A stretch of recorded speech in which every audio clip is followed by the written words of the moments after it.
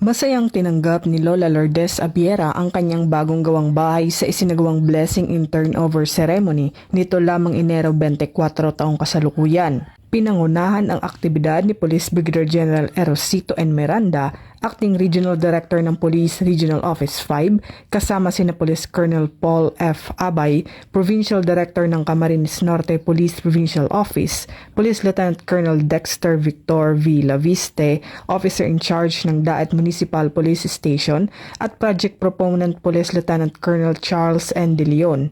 Isinagawa ang proyekto sa pagkikipagtulungan ng Daet Masonic Lodge 247 at ng Local Government Unit bilang patunay ng nagkakaisang adhikain ng pamahalaan at ng komunidad sa pagbibigay ng tunay na malasakit. Ang pabahay ay bahagi ng Project Tabang na nangangahulugang tayo, ako, bawat isa, aasenso, nakaagapay ang gobyerno na nakapaloob sa advokasya ng community service-oriented policing.